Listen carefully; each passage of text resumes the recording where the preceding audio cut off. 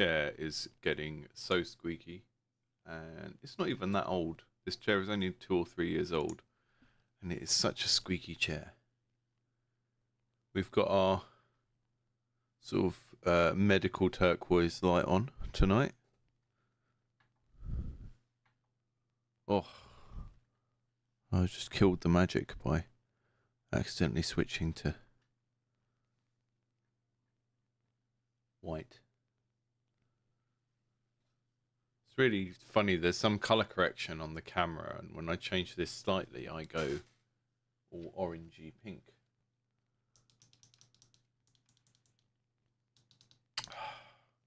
Photographic devices. They are strange. Right, I'm going to get the old chat up so I can see who's about. And if you're not about, then I'll just talk to myself. Because, you know, that's fine. I always have to chat on my phone because I don't have enough space to have like multiple screens. And when people stream and they have chat on, normally they just have a screen that has their Discord open and their chat on and stuff. Don't quite have enough room for that. So that second screen would be really helpful because I could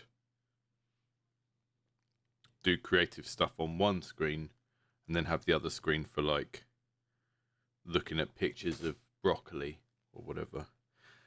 Safe. Good to see ya. One of the busiest people on the Discord, I think, at least posting regularly. That's nice. And I actually have a game from one of our Discord members on the list tonight. So what I've done, I've made a little list of some of the games that came through in my email that I've been able to download and get ready, or I think a couple of them are on Steam as well. And tonight it's just going to be a case of taking a quick look at them because yeah, I think the second screen is just you know, for stuff to look at occasionally rather than all the time, I guess. But yeah, I want to do these streams more often where I kind of just take a very quick look at some games and then develop those into longer videos as and when it's appropriate. Because I think one of the things I'm really struggling with on the YouTube channel at the moment, little peek behind the scenes, I guess. Let's go into my analytics and you can see all my nonsense on there. But if I go to content, you'll see what I'm dealing with here. So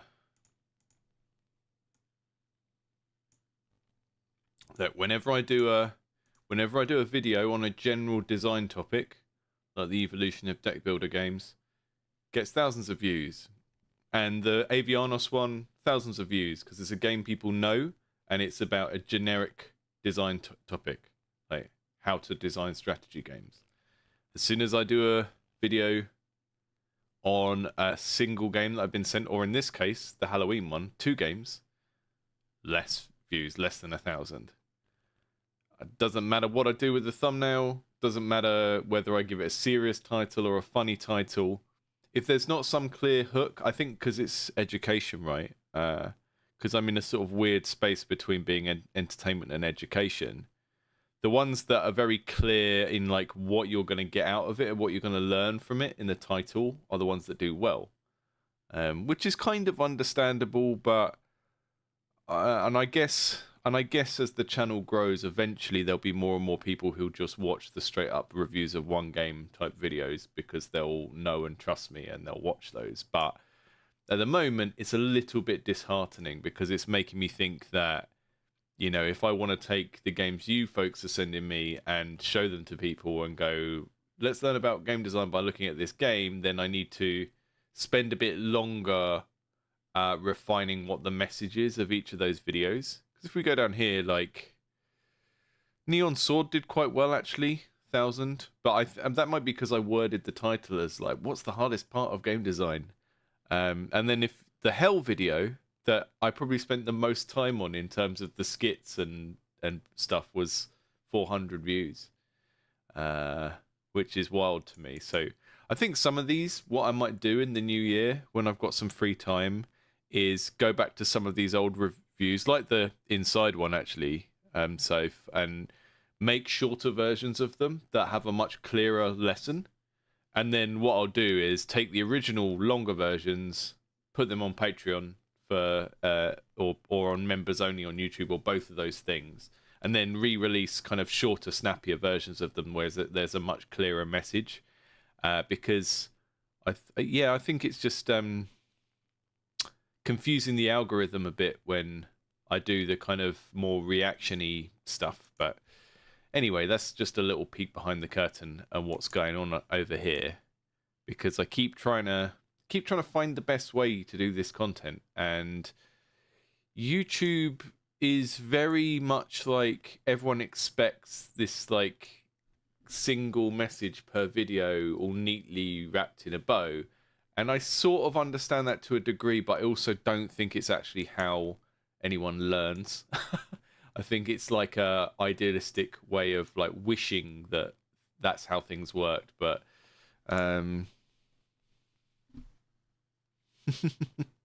Dude Weed Lamau. Amazing. We've got some good screen names on tonight. Hi, Quat.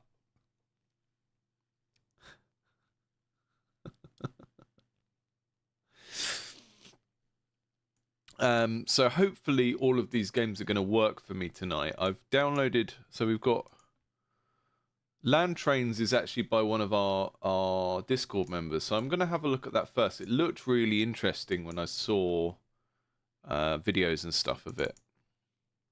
And so I'm just going to try and get that running and then switch windows. The joys of doing this is just Windows Defender coming up every single time telling me that you've all sent me viruses. Thank you, Karen. I do appreciate it. It's like there's something's very fast food kind of quality about YouTube, and it seems to encourage that, and I'm too much of a rambler to be a fast food channel, you know? I like being silly. I think that throws people off as well. Right, game capture. Come on. Ooh.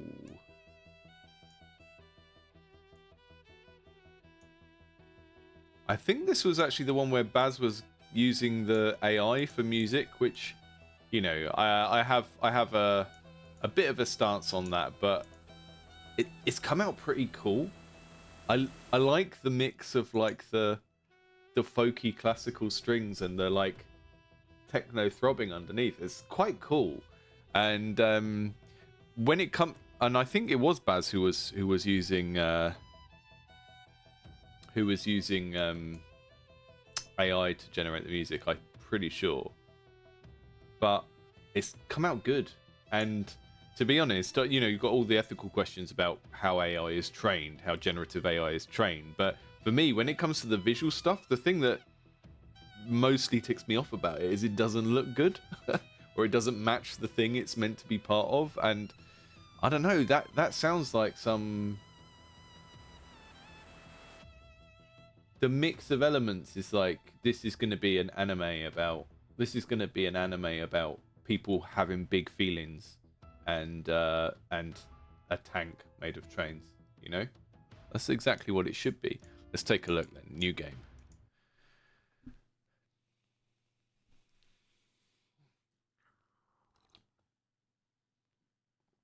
Yeah, that's a good point, Quart. The allowing you to imagine what two things that don't go together would do. Wake up, the bugs are back. The day's finally come. Pass me your rifle. I can pop it. Okay, cool. I get that this is early days, but I would prefer it if this appeared bit by bit. It just makes it less overwhelming, but I know that that's not a priority. I mean, 80 days is that game. 80 days is like the gold standard for how to do this kind of UI for storytelling. This is the build interface. You can navigate between wagons and improve your upper and lower decks. At this point, let's build 2 cannon turrets on top of the first 2 wagons. Okay.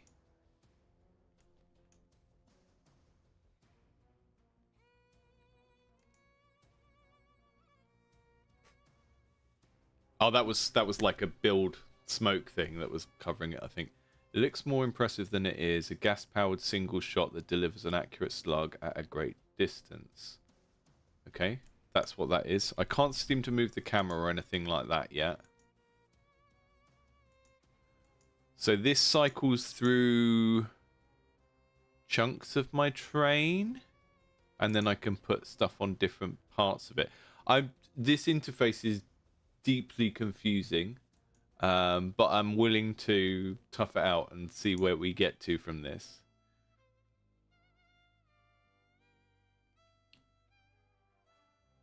So I've said, 7 days.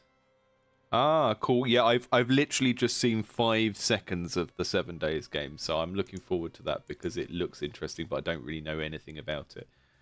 Right, so it's saying build the lower deck as well, isn't that what?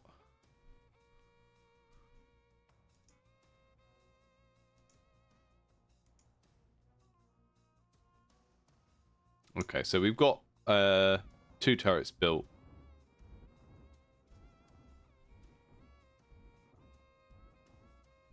And then we have a sort of tower defense thing where there's an auto battle going on, but nothing's moving yet. So the fact that it's trains is not thematically in the game yet, although I know that is coming.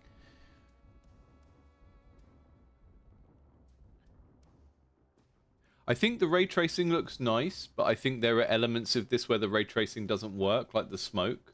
Like I think the smoke needs to lose the outlines, or I don't know, just look at how smoke is done in Wind Waker or some other game that does it, because I'm not sure the outlines are right on that. The screaming and running indicates that we are under attack. Luckily for you, hours of late nights and blah, blah, blah. Okay, we're gonna get some electricity of some sort. Cannon, lightning, fire.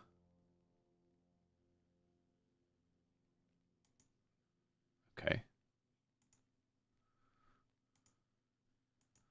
So far, we've got lots of zooming in to build, which feels a bit awkward, to be totally honest with you, because I can't now see. I mean, I can work it out, right? I can work out which bit of the train is going to be firing from where when the enemies come round, but it's sort of a needless extra step to have to try and work out where the camera is looking when we're down here looking. I think it's like it's a thing that Baz has done so that we can see the cool tech up close, but I'm not sure it's going to contribute to the player being able to make decisions in the best way.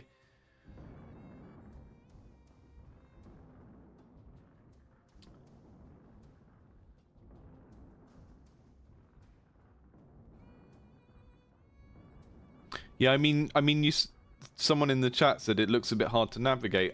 You say that, but it's like, yeah, it is kind of hard to get your head around the difference between this view and the other view. But at the moment, I don't have any control over the camera, so it just goes down to build, and then when the fighting happens, it comes back up again.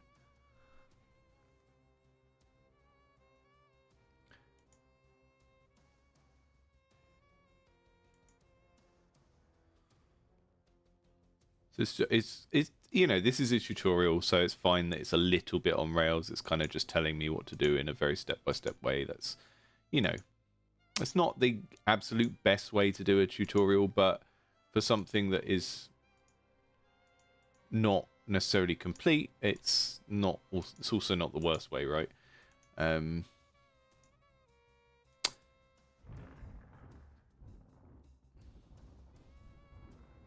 I just want to get to a point where the train is training and this feels like there's a reason why it's a train. Because at the moment, it feels just like a regular tower defense, but missing a few things. You know? Because in a good tower defense, it's like, okay, you think a lot about the placement of your towers, and which positions are gonna hit something more than once. And at the moment, I'm not totally convinced that any of these guns that I've put on this train, basically, I'm not convinced that the positionality of the weapons in this matters at all at the moment. And maybe that will change. Maybe it's just kind of showing us how to build, and then we'll get to a point where your building sort of matters a little bit. Basically, if you've got the main decision in your game of like, where do I put this thing? And it doesn't really matter, then that's when you need to worry. Okay, here we go. This is what we wanted. This is what we wanted. It turns into snake. Okay. I think I've screwed it up already, but much more interesting once it gets going.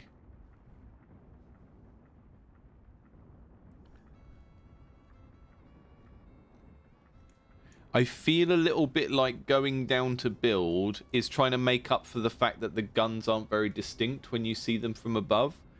And part of that is because you're trying to keep it naturalistic and all the guns are like the same camo, you know. This gun has got a silver barrel, this gun has got a brown barrel or whatever. I seem to have got totally stuck there, by the way.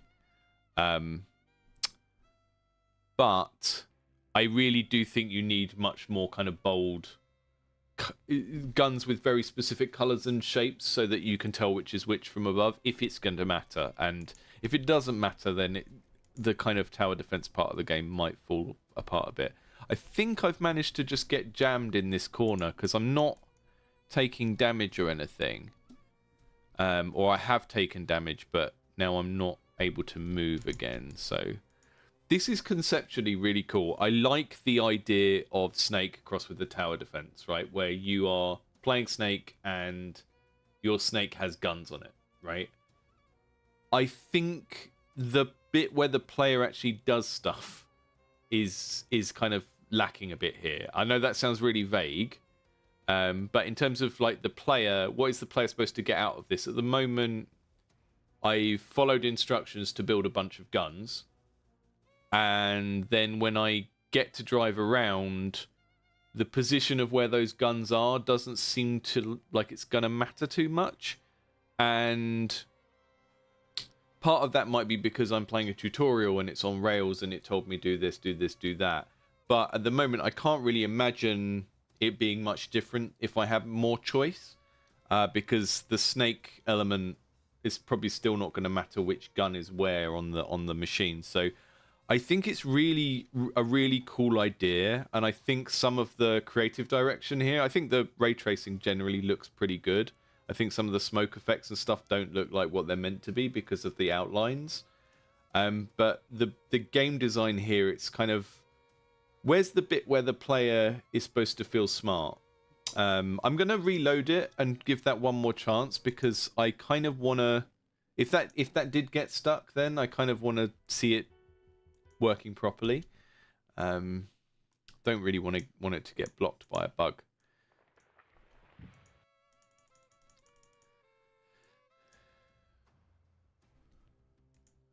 Yeah, I think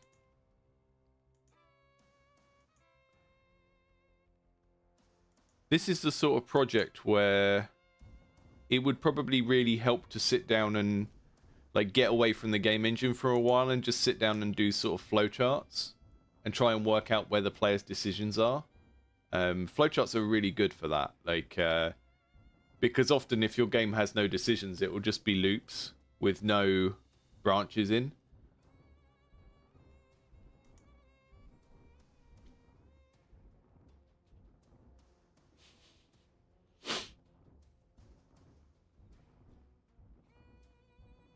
Yeah, this is another Godot game. I'm going to join the cult of Godot properly in the new year. My work contract ends in January, and I'm hoping to take at least a month off before I get another job and just spend some time tinkering and making things, because I haven't done that in a long time.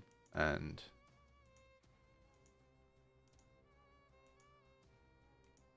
it would be good to have a sub-series on the channel where I'm making stuff, even if it's not serious. indie game projects. I don't know who watched the deck builders video, but I did a stupid thing on that where I loaded up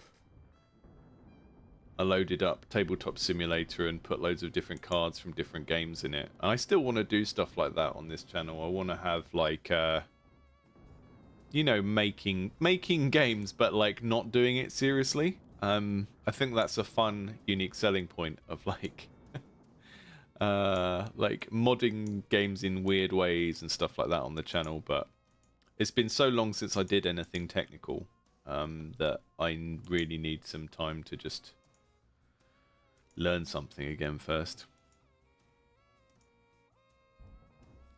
Right, I want to get to the driving bit again and give that another chance. Look at these ants with their big purple butts.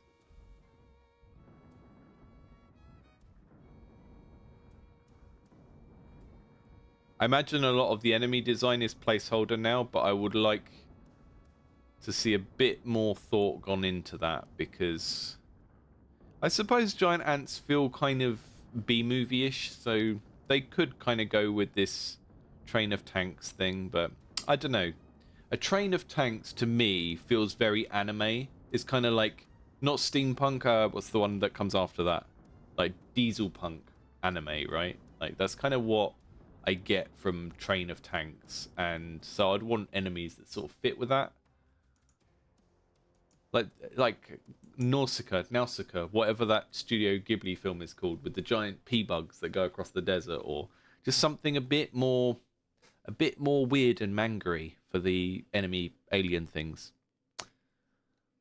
Okay, they were pulling wagons, the massive enemies. They act like your land train. Spaces occupied by anything massive are blocking the movement of smaller enemies. Enemy masses will not enter your train space unless it is part of an attack, and your land train will likely take damage if you enter the space of an enemy massive. Okay.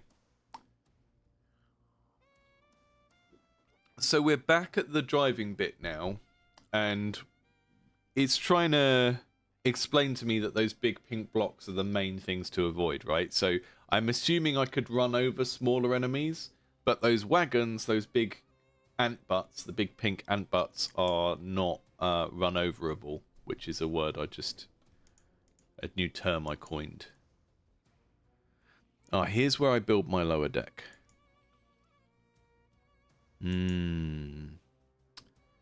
Gotcha. Raiders increased pickup range. Okay, so all of these things give some sort of passive boost in the lower deck.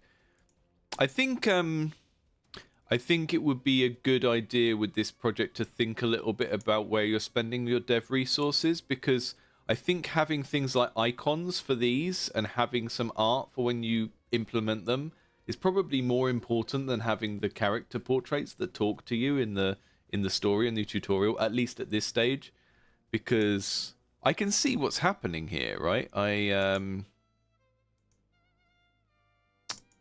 add some passive up. Oh, they do change a little bit. Okay, we get these guns. So they do change. It's just that thing of it's kind of, I think because we're only using style and not color, right? It's not as clear when something is getting added. And like I said, the cannons all look a bit similar. There's a reason why in like a tower defense game you have like a blue ice tower and a like a orange fire tower or whatever it is, red bomb tower or whatever. It's not just because that's the color it would be. It is about legibility as a interactive part of your game. Keep us steady, driver. Our fates know the very world depends on it. That's what she sounds like. I can tell. Also struggle a little bit to see which is the front when it first starts moving.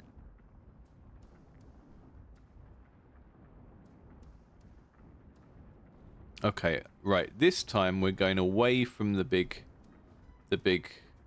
enemy worm. So these yellow things are something I'm supposed to be defending, maybe? I don't know.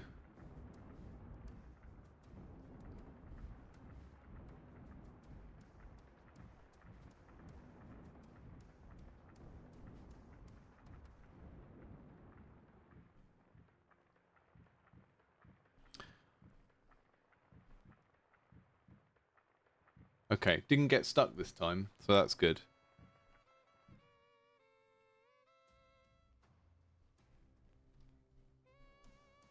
We've still got these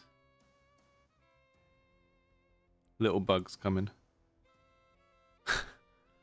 Yeah, I mean, it's not a good stream unless we invent a new word.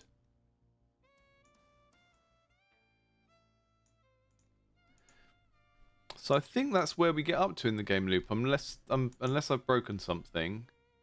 It seems to get to that point and then not advance. I think there are a couple of really cool ideas here, but they don't necessarily coalesce into something that I can see being interesting for a long period of time for a player. And part of it for me is that even if whatever is stopping the game here is fixed, and even if we deal with some of the other stuff I've talked about, the position of the guns on the vehicle still doesn't seem like it's that important. I think it might be interesting. Not room 7 again. I think it might be interesting if you are constantly playing the snake movement game, and then you can occasionally pause it to add things.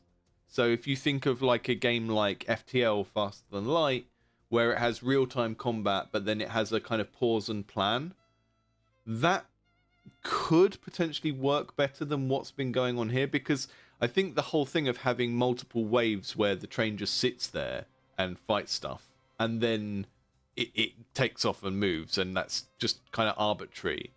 It's kind of too much new stuff that the players aren't going to understand. Whereas if it's always Snake and tower defense at the same time all the time, then it's going to kind of get your head around it a bit quicker. But at the moment, I'm really struggling to understand where the strategic or tactical choices in putting things on different parts of the train even, matter. So this is a really interesting game. I'm going to be interested to see how it develops further. I think the purpose of these streams really is going to be to work out which of these games go into longer videos, right? And at the moment, I'm not sure what I could do with this, except there is a general principle that I've talked about a few times, really, about like what percentage of your thing is a new idea.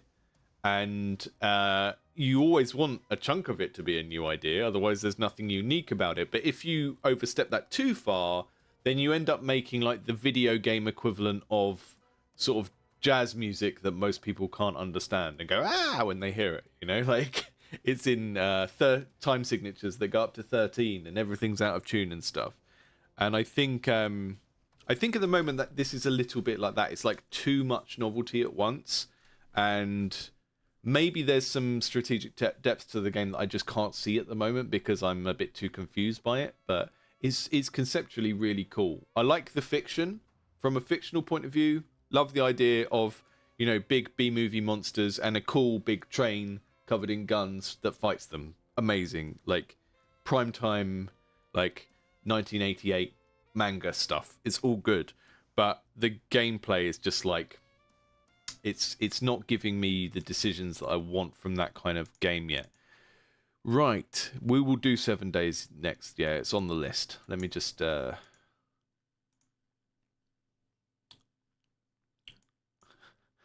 see where my where did my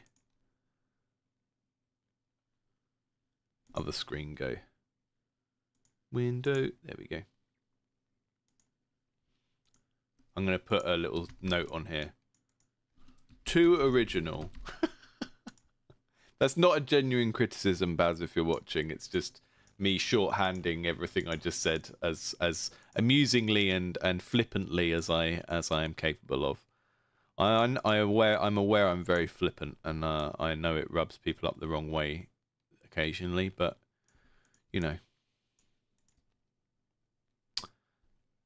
does the game space online really need another flippant, abrasive British man? Don't we have enough of them? Right, I'm just going into... I've got the demo for 7 days here that I've been sent, and I don't know how complete this game is because, because it's far enough along to have a demo, but I don't know how important that criteria is nowadays anyway. Let's just see. It looks very interesting. Okay, we've got some distressing content. Okay, I'm gonna give everyone a chance. So I'll read the content warning out. So if you want to take a break for half an hour because you don't want to see any of this, but then again, it might not be in the demo anyway. Drug use, traumatic experiences, themes of suicide and anxiety-inducing situations, bright flashing imagery. So you know, don't have epilepsy and all of that usual stuff that we tend to see. Play the game in windowed mode. Interesting. Okay, I'll keep it like that then.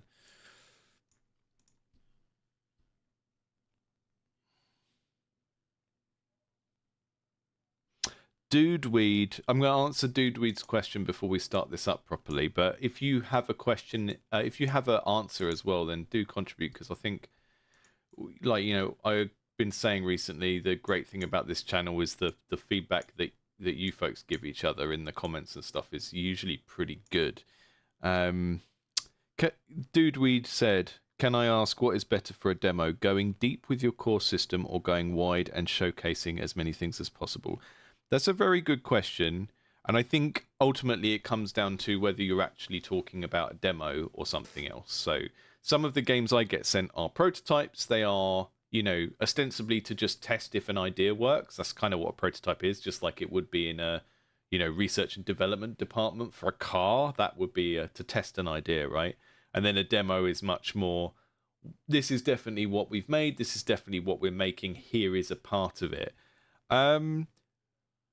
I would definitely advise against having a demo that doesn't get to the point of what the game is about, right? So I know historically, you know, I come from the days when we used to get PlayStation Magazine and they would have a disc with like 12 demos on it, and often they would just be the first hour or two of a game. And I think that can work if it's gets you straight into something that is representative of most of the game, right? But if that early chunk of the game is all tutorial, or there's loads and loads of story and it's not necessarily a story heavy game, it's all setting up, then maybe having a demo that skips some of that would be good. Or maybe having a demo that focuses on like Saif says, it probably does depend on what you're making. I don't think it's necessarily, and the Dudeweed's question, I love, this is my favorite internet phenomena, that just people asking good questions or saying insightful things, and then they have a screen name like Dudeweed. It's amazing. It's the best thing about the internet. As the wise Dudeweed once said. But yeah, it is a question of, you know, deep depth versus breadth, right? And I think some of that will come down to, like, what kind of audience are you trying to attract with the game? And if it is a type of genre where breadth and having loads of different things to do is important, then maybe your demo needs to show that.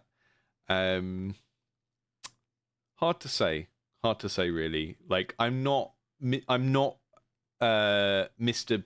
Big Steam marketing wizard. So when it comes to things like what to put in a demo, I'm not necessarily the best person to answer that. But I think if you've got a game and you're at the stage where you're thinking about what needs to be in a demo with it, then I think that might be a thing that you can use targeted playtesting to ascertain, like find out what makes people go wow the most. So remember, there's some disturbing stuff in this game. I don't know how explicit it's going to be, but if you don't want to watch something about anxiety and potentially suicide themes, then this will only be on the stream for 20 minutes maximum, I reckon. 7 days, work in progress.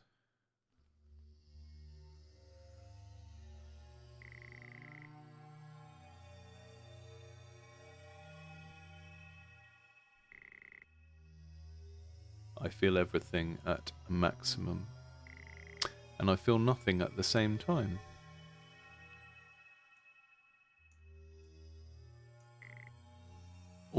these whispers, they're still haunting me after everything. How much longer can I keep running from them? I feel myself free, almost swimming through the air. I could lay here forever. I might be going soon.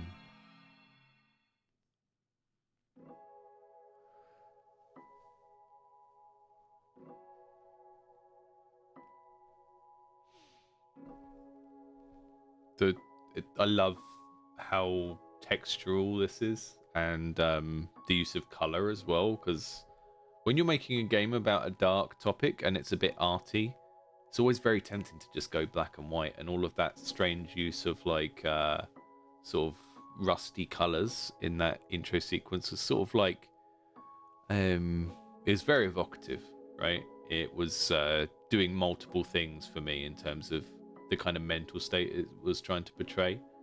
The colors being kind of noisy and slightly psychedelic. Yeah, cool.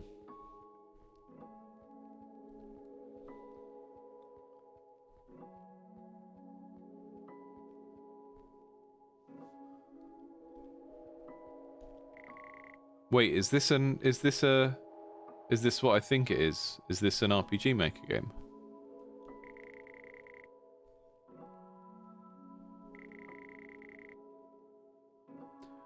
Looking at the shelf, I remember picking out a movie to watch. I think it was about a battle in a galaxy far away. Far, far away, sorry, Star Wars people. Is it an RPG Maker? It used to be full of movies, but it's empty.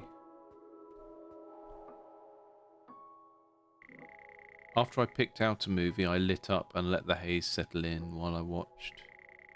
I don't remember how much I did, which could mean I lost track. Was that supposed to be a nondescript drug? The next thing I knew, the movie was over and time seemed to have slipped away from me. I wonder what happened to the clock's arms.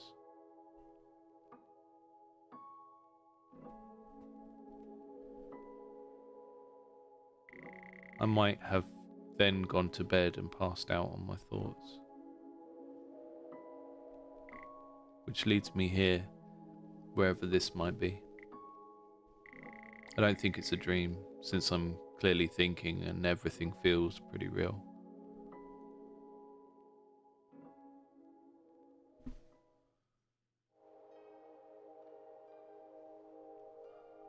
It's really beautifully paced.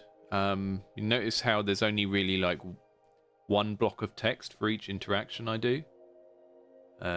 One of the things about story games to like be wary of is kind of keeping a reasonable, you know, set pace of like how often do you click on something, how long does someone speak before you click on the next thing, because if you vary that quite a lot, it can make people kind of feel a bit get to the point kind of thing.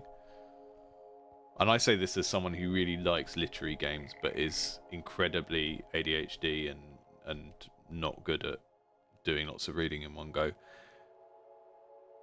I'll take the lighter. Maybe use it for burning things. I guess like I did mine. Oh, I did lose my arms. Interesting. I thought that was just how I was drawn. I don't know if anyone... I'm probably like older than everyone in the chat. I don't know if anyone remembers like the old claymation videos for the band Tool that were popular in the 90s. It's sort of giving me that kind of vibe. But I also have a big gap in my games knowledge for all of those early like RPG Maker horror games I still haven't played. And I feel like this is kind of in that territory. Look at that ramen.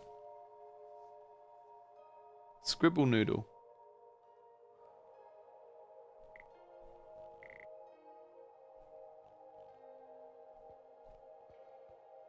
Okay, we're going to play today 2 or 3, I reckon. I don't know how long these days are going to be. Assuming that the title is...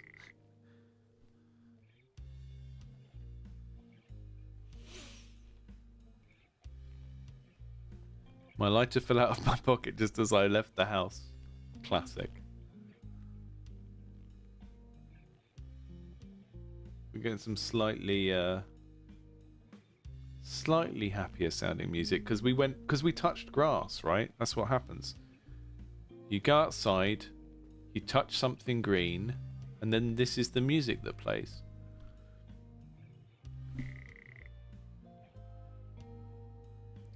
Hi, it's been a while since I've seen you. Do you have any idea where we are? Who are you? Gee, you've already forgotten who I am. Yeah, I just smoked loads of nondescript drugs. This place sure is strange. Could be worth exploring this area. Maybe you could find something.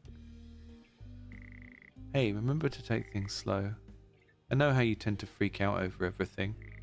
Yeah, just at me next time, game. Maybe save your thoughts for now.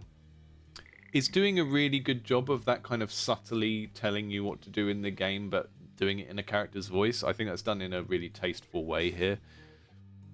Talk with me if you want to be safe again. I'll always be here for you. Thank you, Haven. You're great. I like you. You're a slightly different brown from everything else.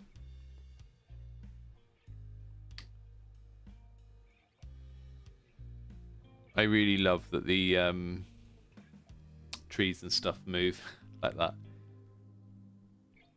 That animation style, I think I learned recently when you do that, it's called line boil.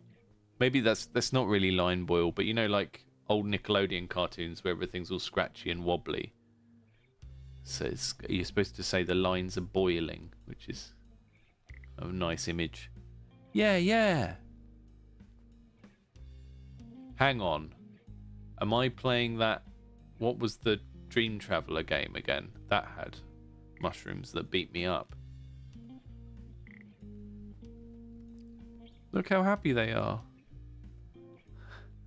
I love the effort that's gone into drawing multiple different mushrooms instead of just repeating the asset. That makes me really happy.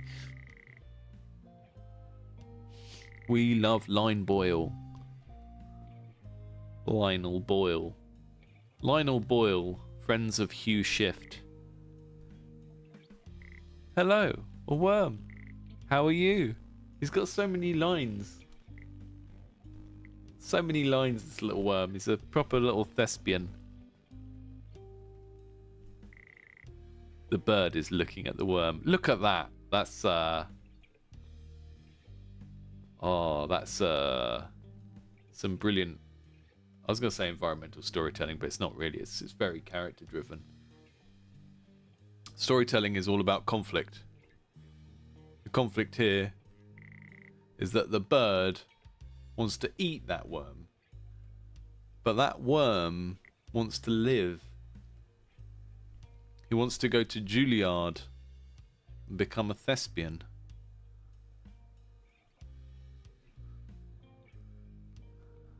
Who's this? Who's that? Oakley. It's a good name. I'm afraid I have. What should Oakley sound like?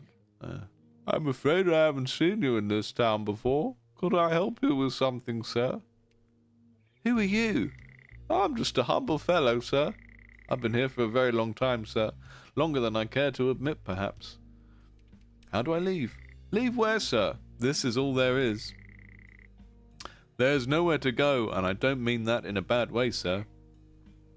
They've done that thing of like when you're trying to give a character a unique voice, you just give them a very specific, repetitive kind of, not tick, but whatever you would call it. In this case, it's him saying "sir."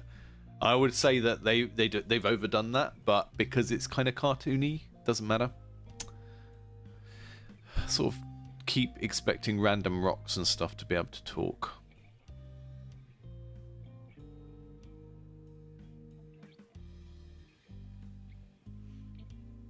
Is this just whole thing a parable about how people should touch grass if they're not feeling great? Because, you know, I don't think touching grass can cure everything, but it is a help.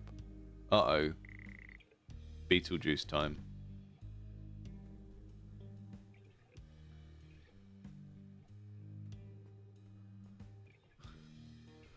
What's this bird doing? It's got no worm to watch.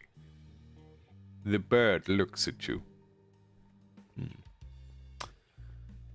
What's cuckoo? I think these two birds, when you click on them, they should both say the bird is looking at the bird. So if you've if you've seen the worm one already, then it's a little callback. And if you haven't seen the worm one yet, then it'll be really confusing. Like, why? I can see they're looking at each other. Or did I just pick that up?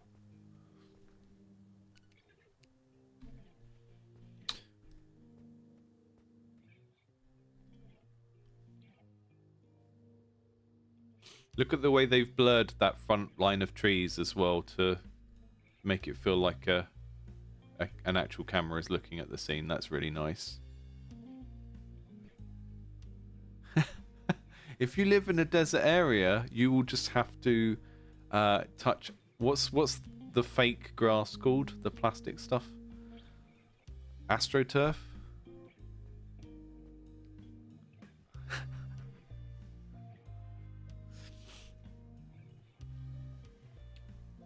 I can't go much further in that direction. Look at that lovely parallax scrolling. That's really nice.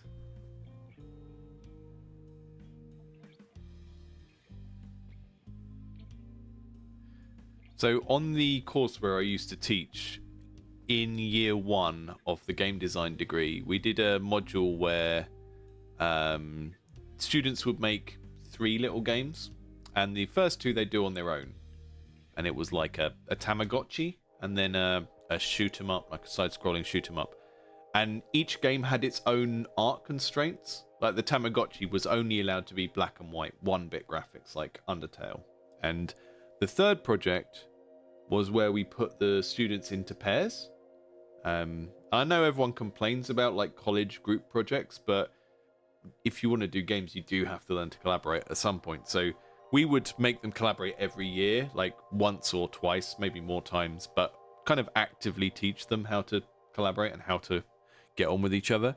But the reason I'm bringing this up now is this art style of this reminds me of that, because I was co-teaching that module with my colleague John, who's from America. He's really cool. He worked on that. What was the Nintendo DS art game? That like had an apple on the cover or something. He worked on that. And the third game that we asked them to make, I would give them the game design part of the brief, and John would give them the art part of the brief.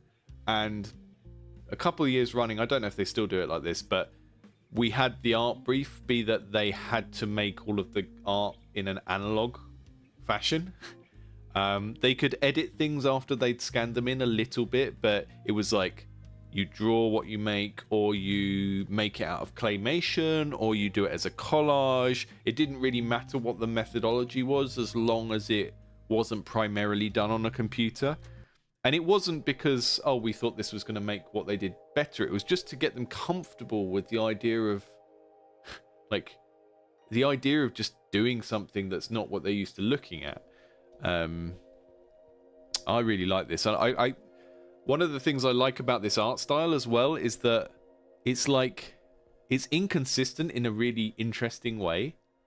Like, things are drawn with different materials and different thicknesses, and some things look like pencil and some things look like wax crayon and some things look cut out. It's very strange, but in a way that feels deliberate.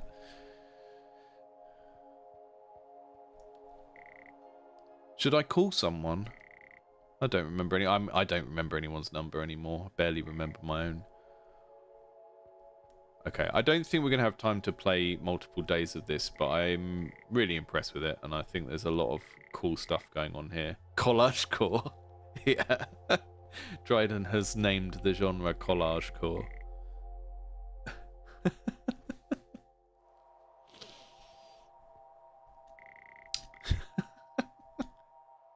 Okay, let's see what else is on the old list. So I'm just going to shut that for a second. Switch back to our clipboard. Baz, your feedback on my clipboard just says too original at the moment, which I'm sure you'll get to if you're catching up on the video. 7 days. Rad and weird. That's my review. Rad and weird. We didn't get that far into it, so it sort of started off depressing, and then when we got out of the house, it got uplifting, and I don't know how much darker it gets from that. We did have a content warning that it was going to get dark. Didn't really get that far with it, but I'm definitely interested to give that a longer play, and that maybe that's a thing for the channel, to just do a long play of a few games in that category, actually, because I'd really like to give more space for art games in general. Prototype Pines was one I was sent by someone called Msara. I don't know if that's a Sara or Msara, or if it's a screen name or a real given name. Not sure. But this was a little bit of a Silent Hill type thing. Oh, it's an Unreal project. Little bit of Silent Hill thing, a little bit of Silent Hill influence, a little bit of Twin Peaks influence. And was sent me with a note specifically about the combat being like a worry point for them. So let me see if I can get this to capture properly. You know, when you can't, I don't know if anyone else uses OBS, but sometimes you can't find the window because the game hasn't been titled or something. There we go. I think that's it.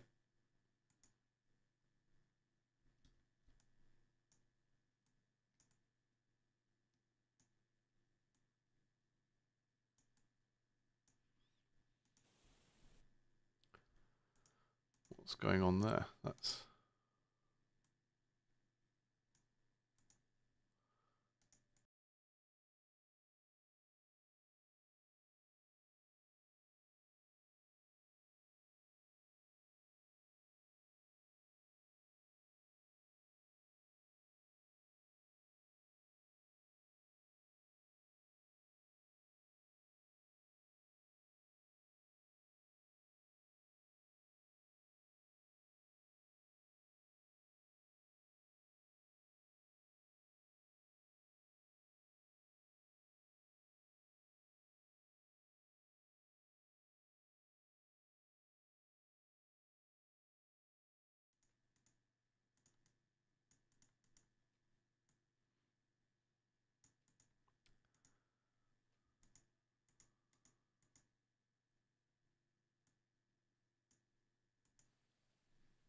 Right. I've got the game up. I don't know if anyone can see it because OBS is showing me like a weird thing where the game has OBS over the top.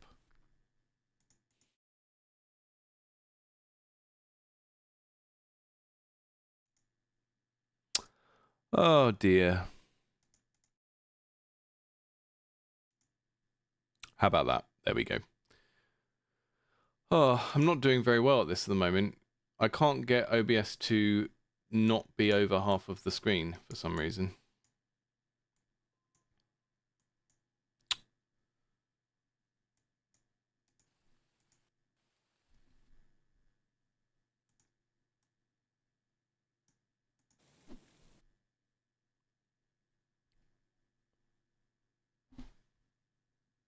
Okay, let me see if I can fix this.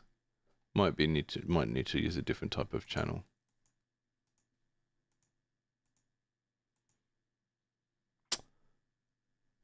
Okay, I'm gonna abandon that one for the stream, which is a shame because, yeah, good shout, Dryden. I will do that.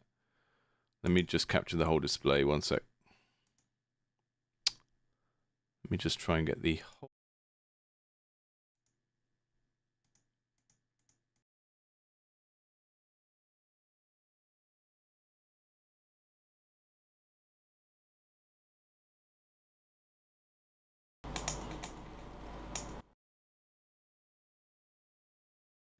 The amount of unnecessary channels I have open on OBS is very amusing.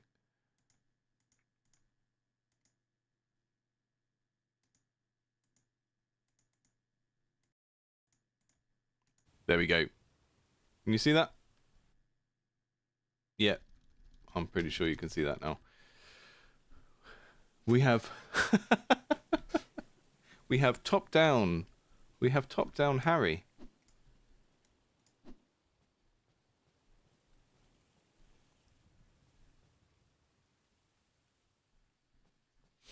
I'm always a jump scare when I appear. What is that? Testicle man.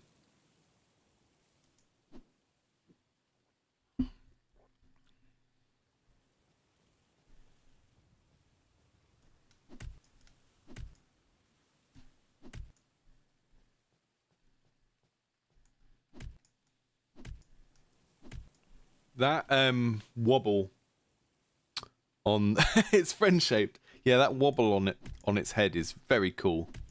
I don't know what's going on there. Well, I feel quite bad though because, you know, that person shaped object may have been malformed, but it was not attacking me.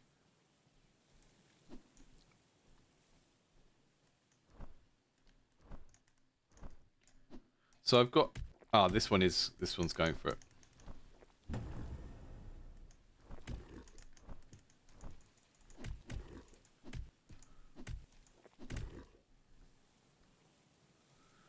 So if this is going for horror, those guys really need to make a horrible noise. This next enemy has a basic attack. Use spacebar to dodge in the direction of your movement. Okay. Use B to heal. Player death is an implement. Don't worry about it. You won't die. Try not to kite them through the level. Oh, right. Okay. The dash feels pretty good. Let's see what it feels like when we're actually in a... I've got a run on shift, but it doesn't last for very long. A red barrel? The camera system. Let's try facing a slightly harder enemy. If you want, you can parry attacks with right click, left bumper on gamepad.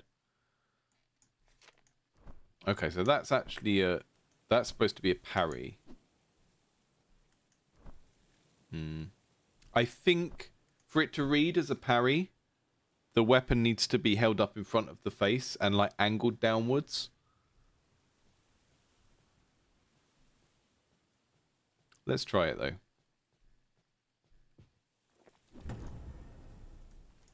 Perfect. I can't do it in Dark Souls or Elden Ring, but I can do it in this.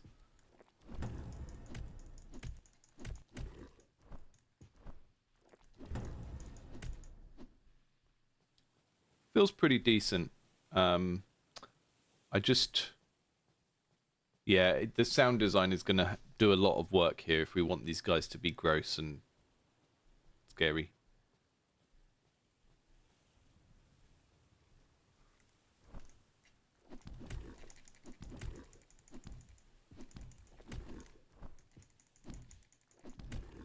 This one is red. Am I supposed to have read this sign? Here's a simple proof of concept for the buff. This enemy glows red and is immune to attacks unless you parry. Okay. Dodging will work for repositioning. After you parry, you can try heavy attack with middle mouse click.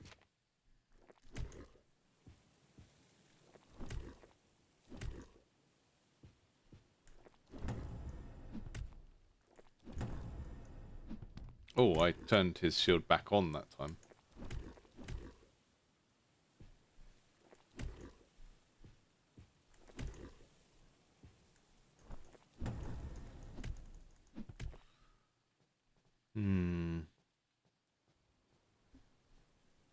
It feels like you're beating random people on the street, yeah. I just want to see what the developer said about this one and what they were looking for, because I think this is cool. I mean, there's definitely something here. Okay, so Maddie said, I've been noodling with different aspects of game development for several years, but recently decided to try completing a project. The mechanics and vibe of the project are inspired by some of my favourite things. Dark Souls, Alan Wake, Twin Peaks, X-Files. Cool. Makes sense. My plan is to build the project around 3 pillars: combat, adventure game style puzzles, and narrative or world building. The focus of the prototype is the combat pillar to get some feedback before moving forward. I'm a solo developer and this is my first time putting anything out there, so I'd really appreciate the outside perspective and constructive criticism on the mechanics, art direction, design, etc. That is such a good, I should have read it before we opened up the game really, but that is such a good example of like how to solicit feedback in a very clear way. Dryden in the chat said all of that vision comes through. I mean, it's hard not to see this as Silent Hill. I think this guy looks a little bit too tidy with his tie on. And one of the things I would say from creative direction point of view, okay, horror depends so much on sound design, right? The sound of the clickers in The Last of Us, the sound of like everything in Silent Hill. And these creatures, they don't have faces, so, you know, if there are vocal cords in there, it's going to be like a or something like that. Like, that's what we should do. We should just workshop on the stream, like just me being a monster. But like, if you imagine that this creature, if it does have a mouth, it's not in there. It's like covered with stuff, so it's going to be like or something like that. Maybe I'll just make a pack of sounds of me doing that and email it to you, because that would be funny to get my first voice acting credit in a game to just me being a blob. At the moment, yeah, I think if this is going to be a horror adventure action game where there are moments where you're not fighting everything, like I think that's actually quite an important decision to make in this sort of game early on. Is like, are there going to be points in the game where you just want the player to run through dudes and not fight them at all? In which case, I would get this running. Like, I mean, the animation looks a bit funny, but also it just doesn't feel significantly faster than the rest of the moving. And if I come down here and I see 3 of those bloobers up ahead and I want to run through them and I start doing this, it doesn't feel like it would be nice if there was a bit of a change to the camera and if it was like a slightly ducked run. Because if you're trying to run through a crowd, you don't necessarily run upright, you kind of charge like a bull. So thinking about those sorts of situations, I think the combat so far feels pretty okay. I think maybe getting hit might be better if a little bit more happens to the player character. I mean, I do move back, right? There is a little bit of knockback.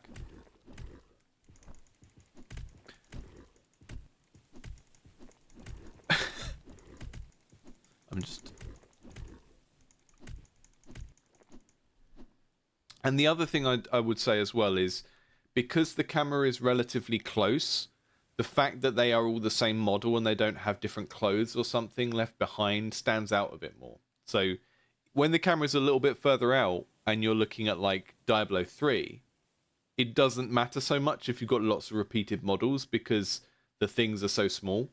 But when you're a little bit closer like this, it kind of stands out a little bit more that they're a repeated model. So you might want to just kind of stick some different trousers on them, or it depends how, you sort of spoke about world building, but it sort of depends how long they've been in that state, right? Or how they were made. This path leads to a work in progress enemy. He's lacking sounds and a lot of fine tuning. See if you can put everything together to defeat him. Okay, cool. This is, someone on the stream earlier asked about demos, and this isn't a demo necessarily. This is more like a very specific kind of prototype that tells you what you're looking at each stage, which I think is really neat. I remember seeing a student project a couple of years ago where they had a early level which was exactly like vertical slice, what they wanted the game to be like, and then they had like this area you could teleport to where they just put every prototype enemy and puzzle in, like this big kind of grey box sandbox where everything they were working on went in there.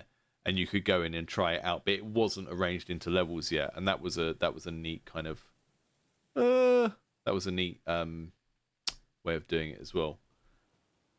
Are you the meat man? Okay, we need to parry.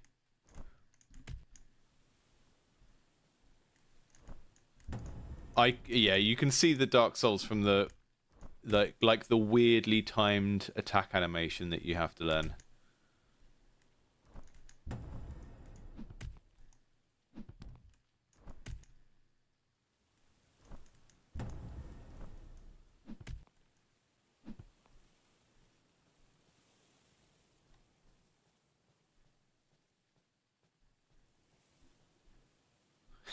Hifwiki.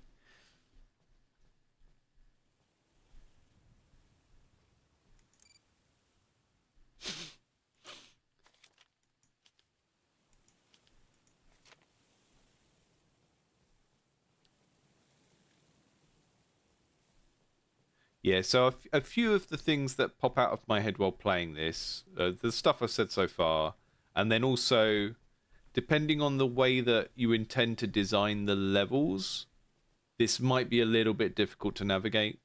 And I think if you want something to be scary, you don't necessarily want to do too much hand-holding with maps or mini-maps or map markers or anything else involving maps.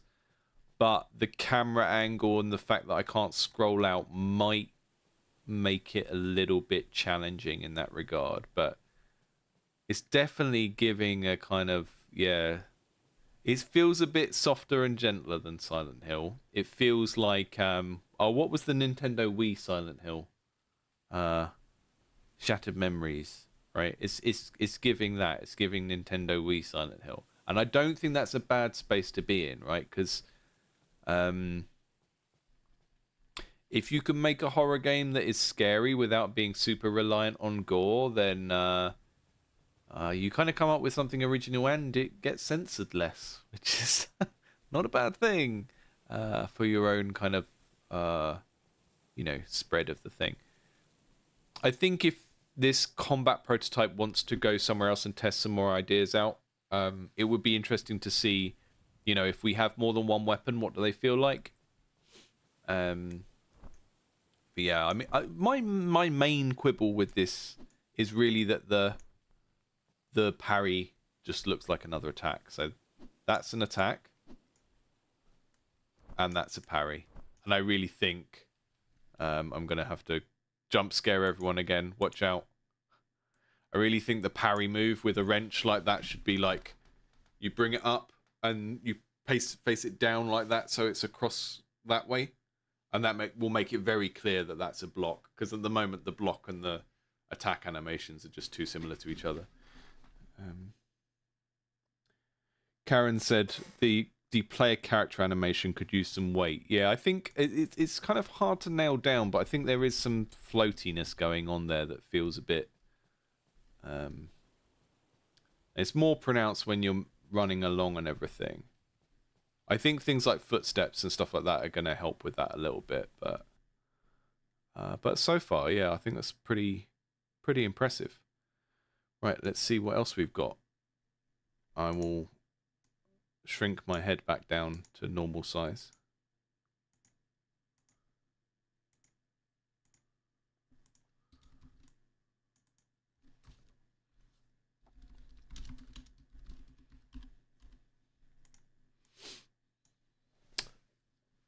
Tic Tactic and Dice Defenders, right? Have I got these installed already? Who knows? That would require some degree of organization. Alright, I'm going to do Dice Defenders first because I've got that on the hard drive. I think Tic Tactic might be a web one, but I'm not sure. Let me just see what I've got in Dice Defenders in my email.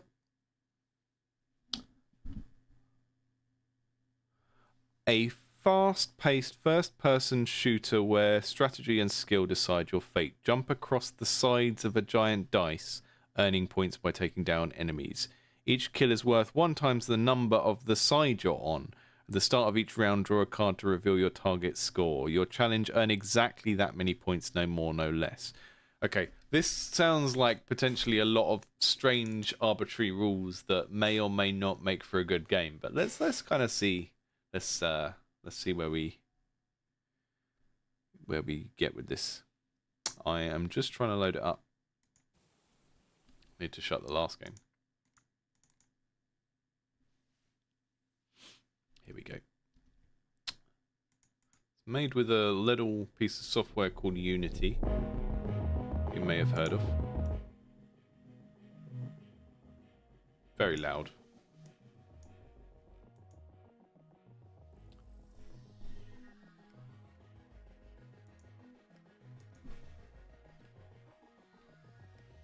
I'm going to have to do the whole display capture again.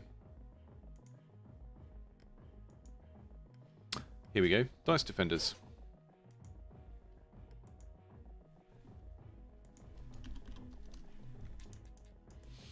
What am I clicking? What am I pressing?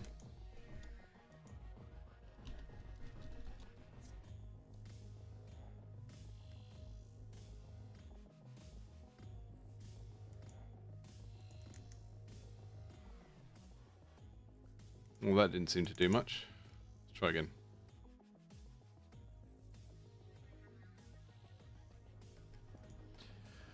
Yeah, I mean, however you feel about Unity, it is still kind of a standard in some places, and there's lots of more commercial studios that won't use anything else, or have got some weird contract with them and can't get out of it. Right, it's locked into spinning around at the moment, which is quite annoying. Let me just try that one more time.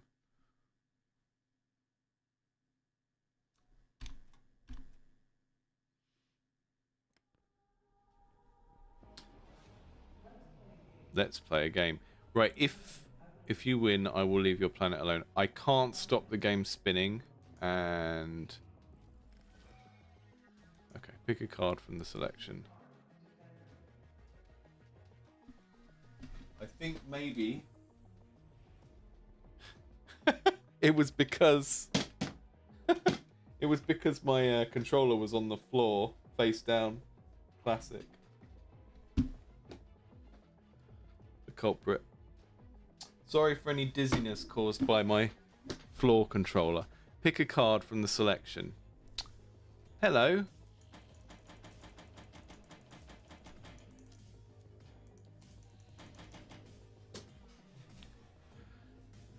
Right. I mean, I'm not really picking anything, am I? I'm just shooting a random thing.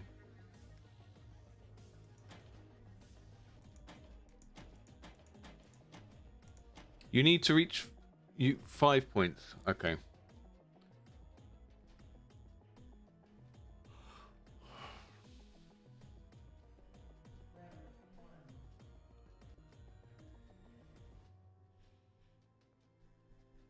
Right.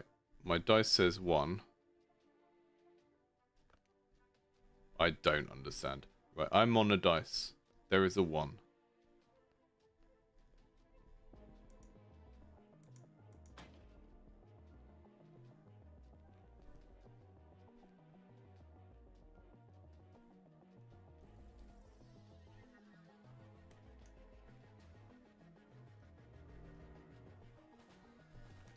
Right. Are we still on the 1 side? No, we're on the 2 side, which means I've got 2. I get another 1 to get to 4.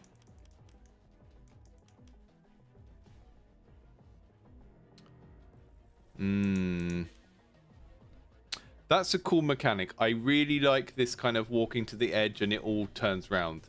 That's cool, right? That's cool.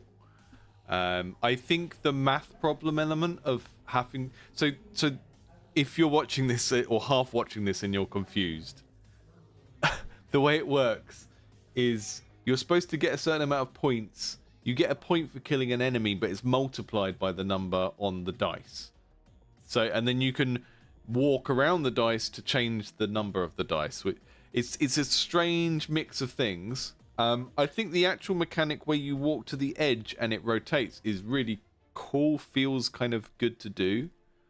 Okay, 8 points.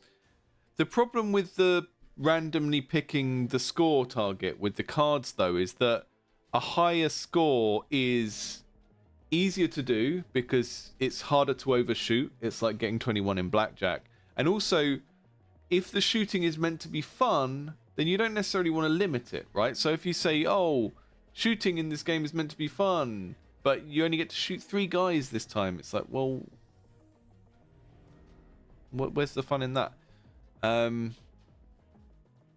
Okay, we're on 2, and I need to reach 8, so I'm going to get 2 points for each.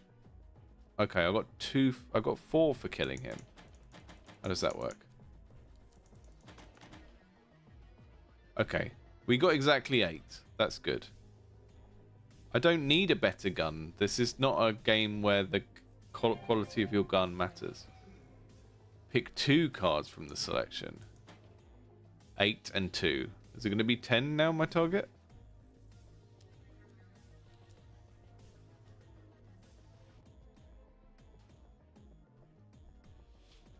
She's really distracting because she's like the only animated thing. I look over here, nothing is moving. I look over there, she's vibing and doing whatever she's doing. It's quite distracting from the game.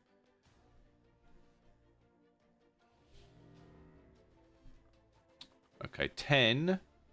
Well, I'm on the 6th side, so I don't want to be on the 6th side because you're gonna give me too many points.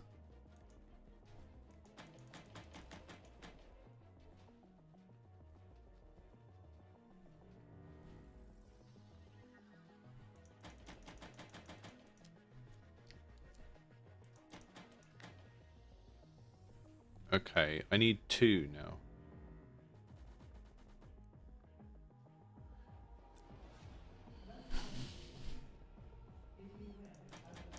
So that time I only had 8. I didn't go bust. But I think I ran out of time.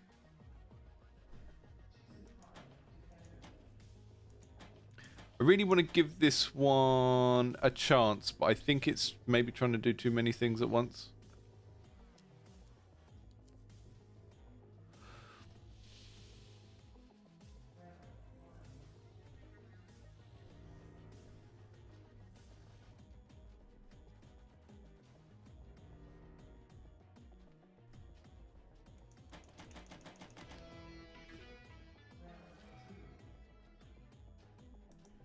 So that was 1 guy on the 3 side, so it was worth 3, I think. So yeah, this time I get 16, right? So I just get to shoot more dudes. And whether you think that's a good thing or not is going to come down to how good the shooting feels.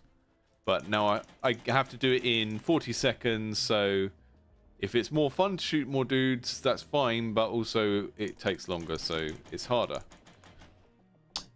Starting to make a little bit more sense what the appeal here is, because before I was just like, well, surely it's better to get a higher score because you get to do more combat. Right, now I've run out of ammo and I just can't do anything because there's no sidearm. So what's the point in this game state? Like, I can't do anything now at all. It's an interesting set of things.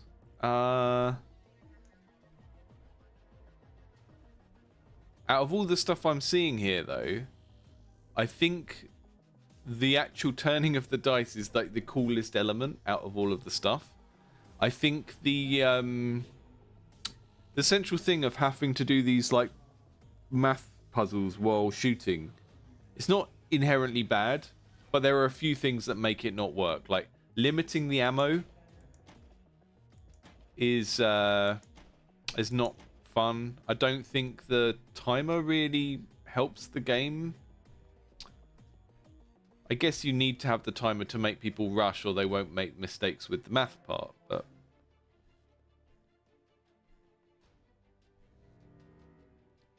maybe the timer could just be a little bit more central and colourful so I'm focused more on it.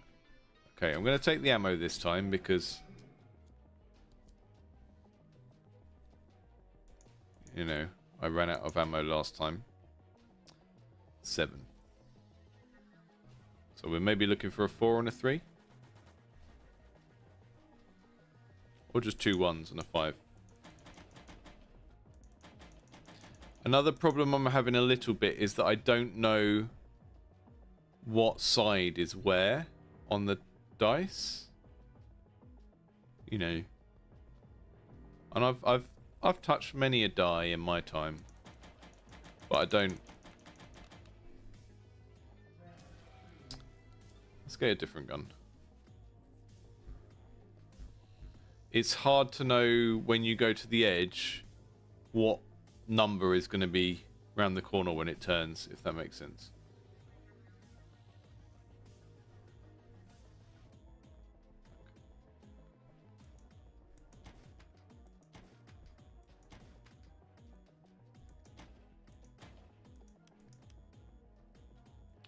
Right, you're making me pick stuff with my gun, and it's expending ammo. I don't like that either. This is quite a bold game in terms of the amount of different stuff it's trying to do, and I like that. I think it's quite novel. Right, we've got to get 17, and I've been waffling and lost time, so.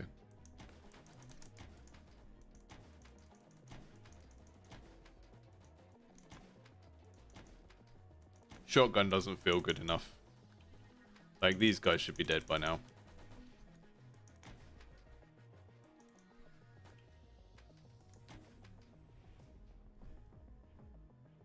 Five. Where's the 5 side? This is the 5 side.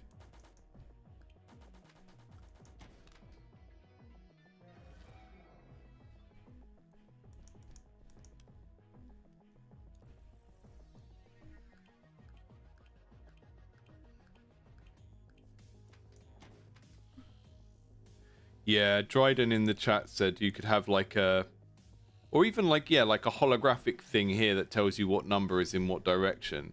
Because otherwise it kind of is a memory game of remembering, you know, which face of the dice is in each side. Now I'm back into that position again though, where, like, I understand you wanting to have like ammo and stuff to give out as rewards, but I think this might work better as an infinite ammo game, or a game where the guns are based on cooldowns rather than ammos, because the problem is that running out of ammo in this just puts you in a position where you literally cannot do anything, and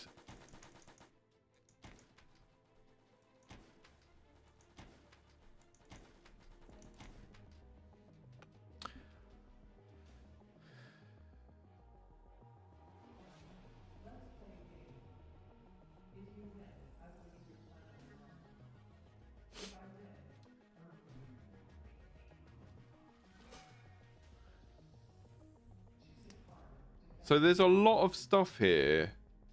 But one thing I want to... This is going to sound really obvious, right? But it's not obvious when you're making games, because you get too lost in what you're doing. But a thing that is definitely a sign that there is something here is the fact that I played it and I was bad. And then I played it again and I was slightly better. And then I played it again and I was slightly better. Now, that might sound like a really stupid, obvious thing to say, but if we do compare this to Baz's game, the train game that I played right at the start, in that game, I played it, and then when I played it the second time, I couldn't really see what I could do to improve. And although there were certain things with this game, what was it called? Dice something? Dice Blasters.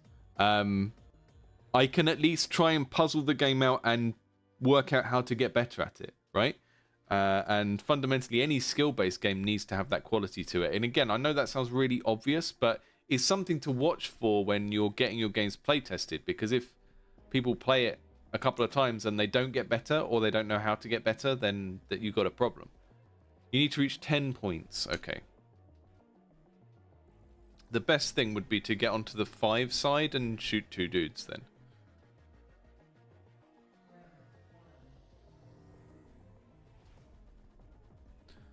No, you won't get me. No 3s for me. Thank you. Is this the 5 side? Oh, there's only one guy on the 5 side.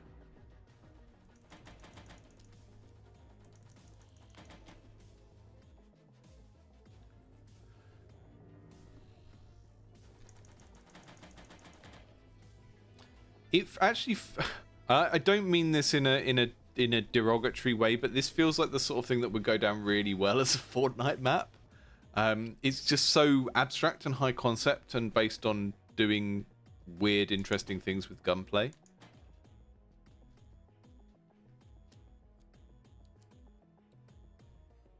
Okay, 18.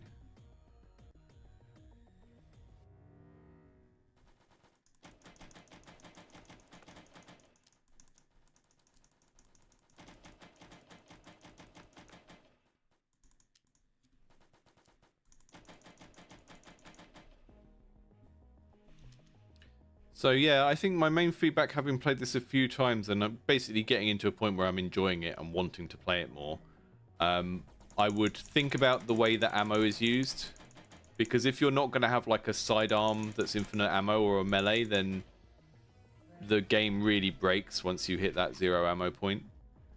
And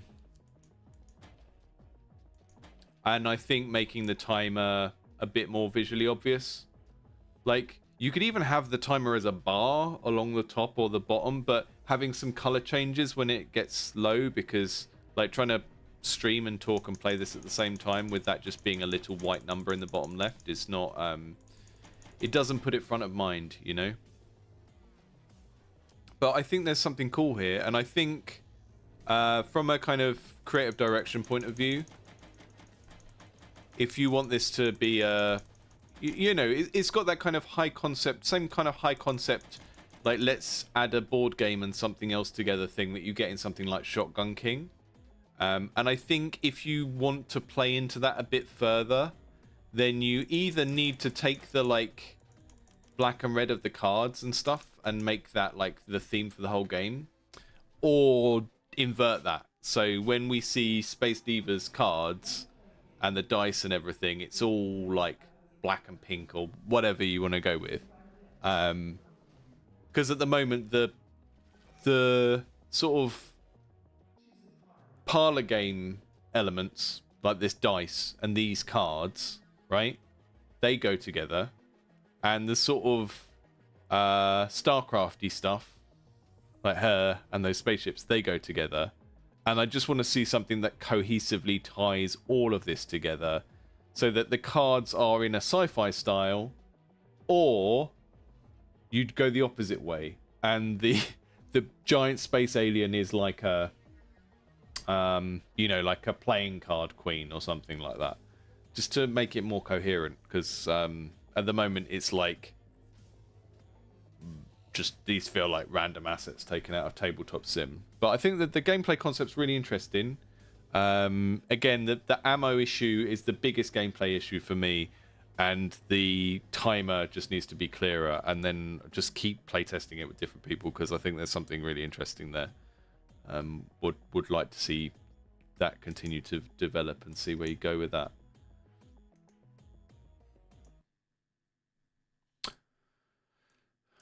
So back to the old Chrome.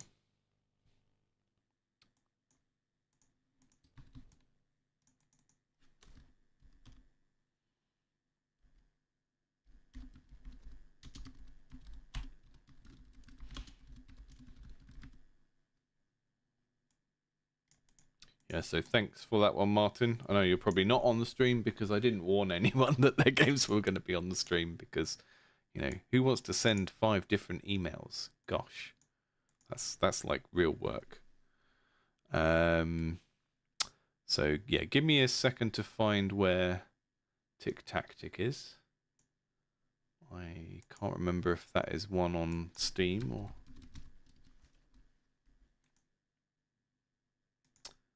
Maybe that's one that I was sent on a...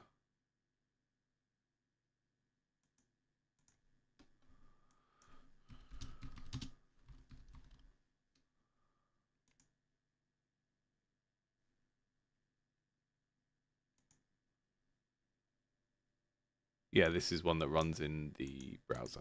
So I was sent a press kit with this one, which is like, I get that you're supposed to send a press kit because it's professional and stuff, but it's sort of not really what this what this channel is, right? We're not a games journalism channel, so I'm often, I'm interested to read the emails that get sent with the game, but the whole press kit is meant to say, press kit is meant to put your best foot forward and say, here's all the excellent information about my game and why people should buy it and play it, right? Because the press kit is marketing. Whereas when someone's contacting me, it should be like, here's my game, here's what I currently think sucks about it, what should I do?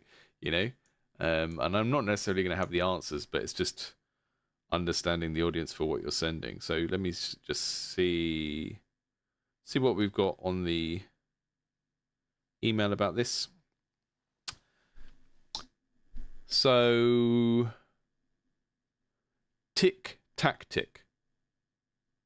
It's a roguelike deck builder where you collect uniquely powered tiles to play tic-tac-toe against an army of chickens.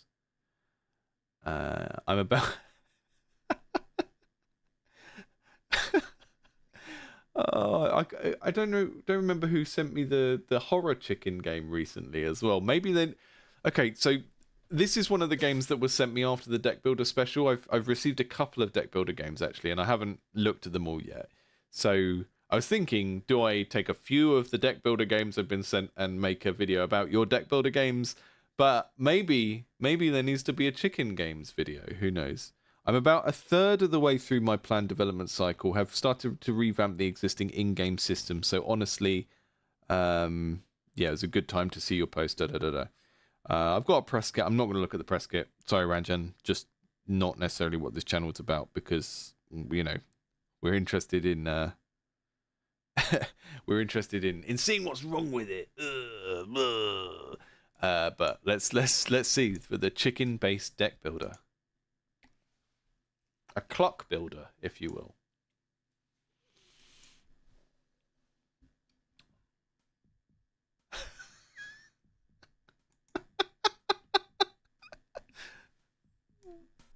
Sound up a bit.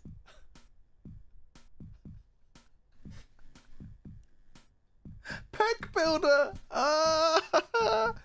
Dryden, Dryden, you need all credit for that if they decide to take that name off of you, because Peck Builder is such a good name. If they don't have it, I'm going to make a bird-based deck builder and call it Peck Builder. Oh my goodness, that start screen just killed me. There's just something about that epic pose that just really made me chuckle. Okay, new game.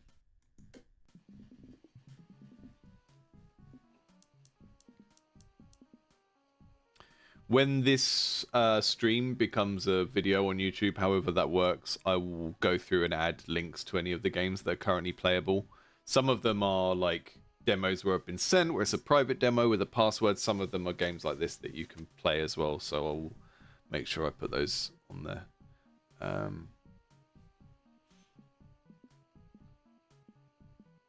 Deals 1 damage, deals 1 damage. Okay.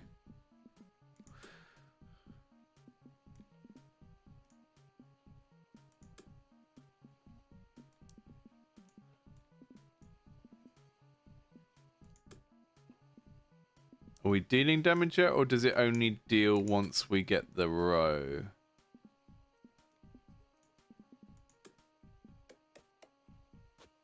Okay, so they ran out of pieces. So it's tic-tac-toe, but you can also run out of pieces.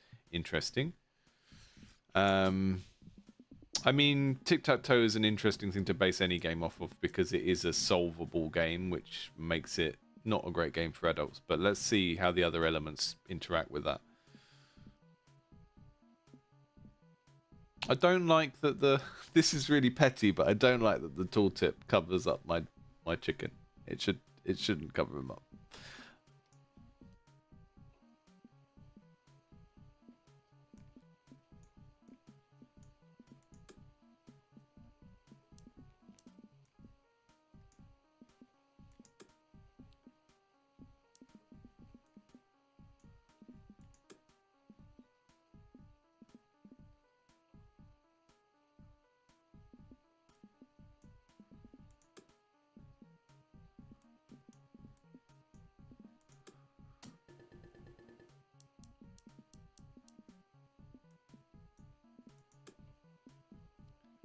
See, I think if there's going to be too much of this totally blocking each other, then I could see this being really slow. And I wonder if making it 3 in a row on a 4 grid would help with that, but there they get their hit in this time. Ah, but it only clears that row and it leaves what's there. Okay, that's kind of interesting. It's a bit Tetris-y.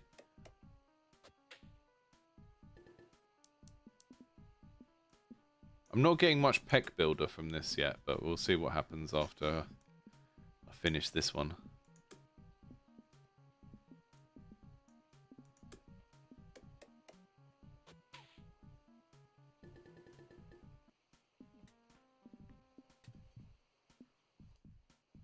Burns adjacent tiles when placed. When placed, causes an earthquake that moves all tiles. Okay, interesting. Sharp. Yeah, why not? I don't know what that did. I hope I didn't just lose my new tile. Randomly spawns an additional tile when placed. Okay, let's pop that in the middle. What's that one above that? That had a... That's to 1 damage.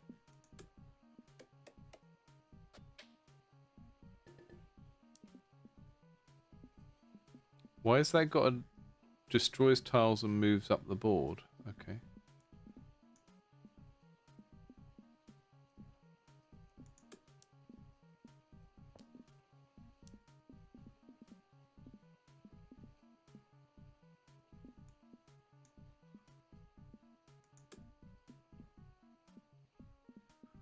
This is intriguing.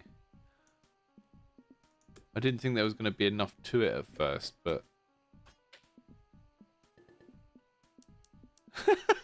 Should have worn protective equipment.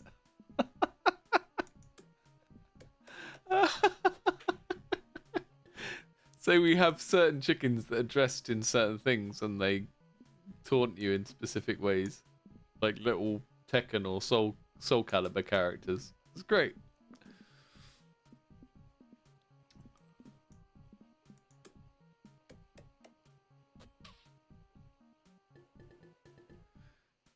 So I was initially very skeptical.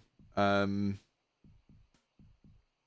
was initially very skeptical of this because the problem with tic-tac-toe is if you play it as an adult, you can usually see exactly what you need to do to either stalemate the game or win it or whatever.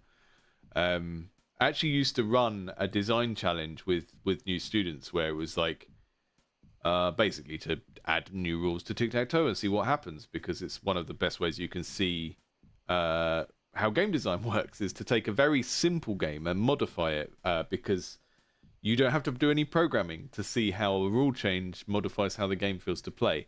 And tic-tac-toe is like a small kids game, and once you know how to play it, it stops being fun because you can't really you just win depending on the first move. But there's some stuff going on here, right? Like certain tiles moving in particular ways after something has happened, and yeah, these upgradable tiles that spawn other tiles. I'm intrigued. I'm wondering whether the 3x3 grid is gonna eventually become a problem. But I'm gonna play a bit more and see where it goes. So Dudeweed said, "Are these your clients or just members of the community sending stuff?" Yeah, these are just stuff that have been sent by email. Dudeweed. So I am working with a few people where I'm consulting with them, but that doesn't necessarily make it to the channel. So last week I looked through someone's GDD, I gave them some feedback, I steered them where I thought their project was too ambitious and what I thought they should focus on for like early stages, and had a call with them and everything. And then there's other people that I've worked with where it's more like coaching. So it's like you have a call with someone once a week, and it's sort of like what you would do with like therapy, really, but like therapy for your work rather than your brain. But those are kind of separate from what I do on the channel. The channel is much more, it's giving people the opportunity to showcase their work in a format that's, hopefully going to help them make it better. And I think I think it's always a good sign from the get-go that people are willing and seeking out feedback, because if you just work on something in private for years and it's your baby and you don't want anyone to look at it, then it's probably not going to be as good. So yeah, these are just stuff that people send. I've got such a big backlog. I was initially doing a video on every single game that I got sent, and the backlog's got quite big, which is why now I'm trying to do these streams where I look at a few things and try and work out what we can learn from them, or whether they need to do longer videos or whatever later on, because there's just no way I can cover everything. But doing YouTube is like you're kind of laying the train track as the train goes along, because you don't really know what you make on your channel is going to resonate with people and stuff. So I'm always thinking about how to switch up the format of what I'm doing, which is why I'm talking about whether we should have a chicken special episode or a deck builder special episode. Pick a reward. Okay, so I'm healing or getting a... I've got half health. I should pick the healing, but I do have one here. Let's go for an explodes when destroyed, and then I'll drink my potion. I had this problem in Samurai Shogun, in Shogun Showdown, where I kept forgetting to drink the potions. Okay. Give. What, can I just give you one of my normal ones and get that? No, I don't want to do that trade. Hey, Cuckoo. Yeah, this is cool. This is cool. I was very skeptical of it being based around tic-tac-toe, but the way that the things interact is kind of strange and makes for an interesting game. Right, so explodes when destroyed. And you've got some stuff that destroys my stuff. So I'm going to put that down here and see what happens.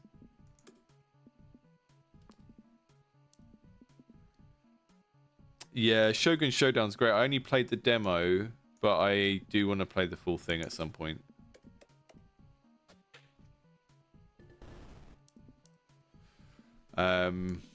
Yeah, like I said, my work contract finishes in January, and then I think I'm going to do a bit more, like some more scheduled streaming, like a few times a week, and that might be when we just kind of play some actual games that are out as well.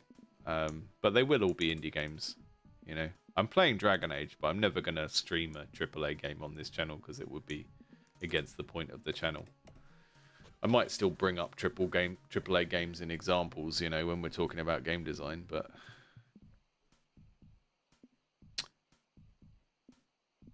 the scary thing about streaming is that I suck at games.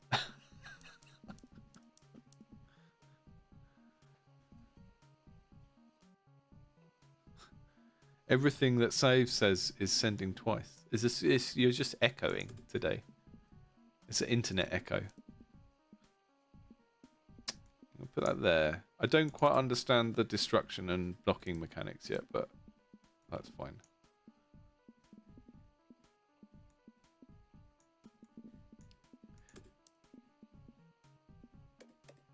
Ah!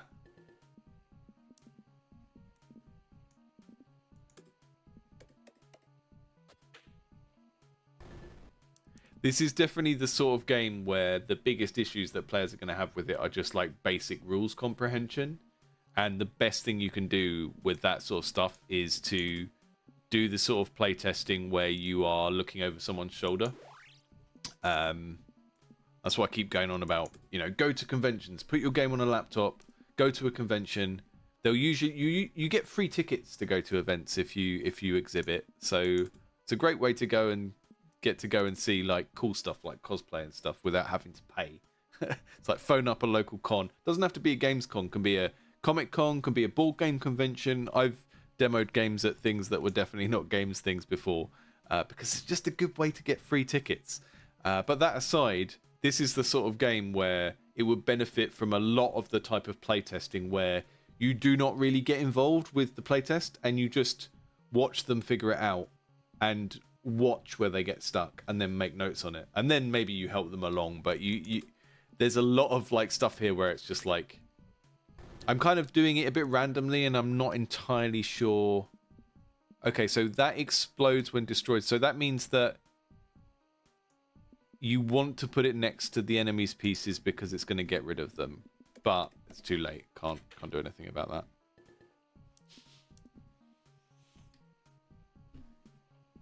See, now I'm going to waste that if I put it down now. So I'm going to try and not detonate that yet.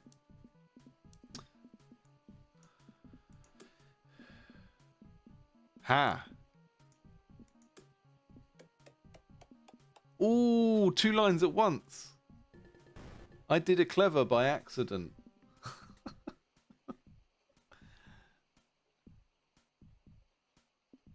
Okay, we definitely need to go for the potion this time.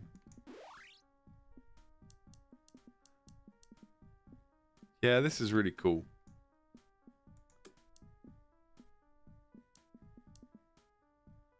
Okay, so when I have the bomb, I don't really want to...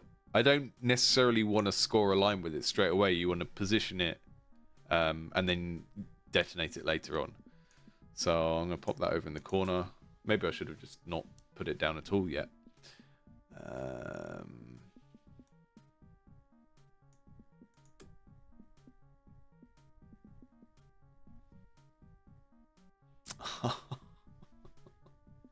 Oh, safe. I'm sorry to hear about that.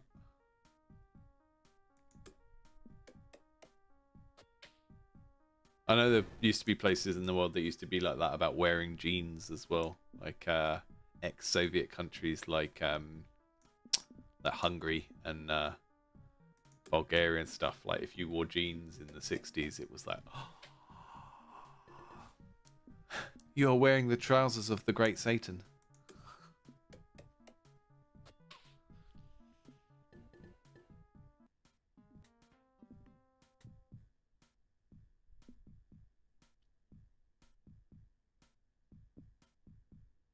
Ah, a shielded piece that takes 2 hits to destroy. Look at this little chicken with this battle axe. Right, I'm going to just put that in the middle to be annoying.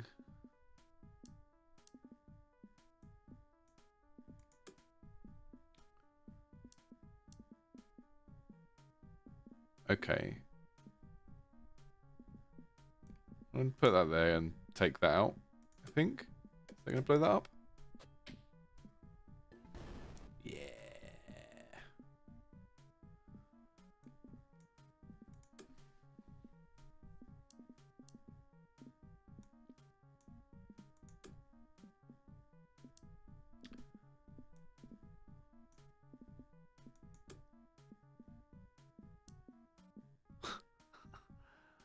We'll just block the entire board.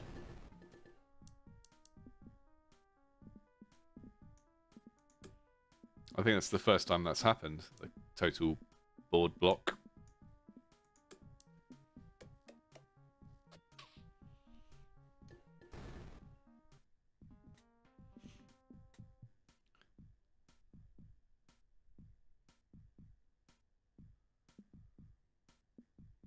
Expels lightning that chains through diagonal tiles.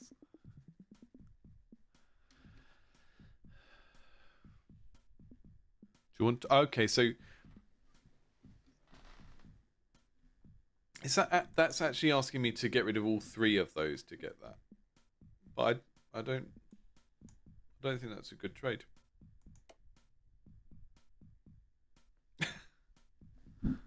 I mean, I can see how that works, right? It's like a gacha merge where you have 3 low value things and you upgrade them into 1, and then because it's a deck builder, you have less items in total, so you're more likely to get the good stuff. So I can kind of see the logic, but I haven't had a trade come up that seemed like it was worth it yet, because it's always trying to make me get rid of one of the blocks I like.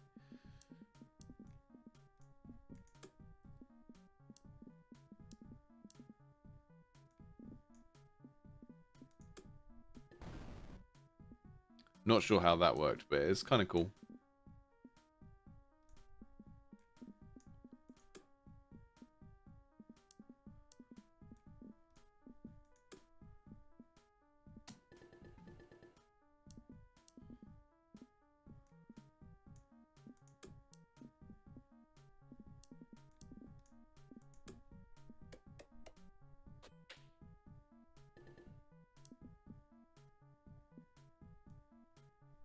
Yeah, if you want to play this now, you can see the itch.io. It's unbreaded. Unbreaded. The chicken is unbreaded, I guess. Is that how that works?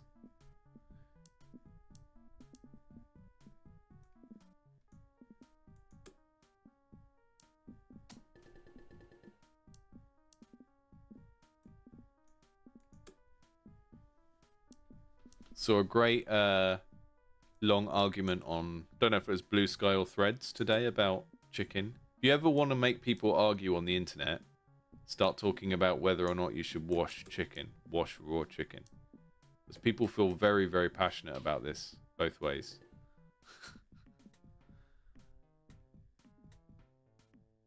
There we go. Yeah, that's really cool. It's the sort of game I don't have any direct like critical feedback for. You know, I you can look at it and you can see, oh, you could do more variety of this, or you could put an animation here or whatever. I think how each tile works could use some clarification. Like after I got the electricity one, wasn't sure what it was going to do and so on. But there is a certain amount of joy in not really understanding how they work and just seeing how they work and then learning it by playing. So kind of your mileage may vary. It's the sort of thing that it's going to be good to just test it with lots of people and see how they do. So yeah, hopefully lots and lots of people play this on streams and you can kind of see what people get stuck with the most in terms of the gameplay. But that's a really neat little game. I like that one. Definitely going to be recommending that one to people.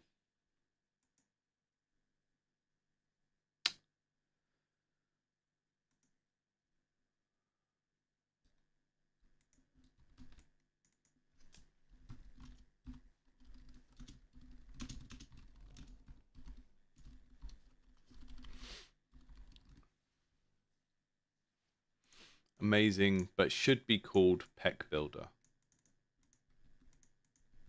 Obviously.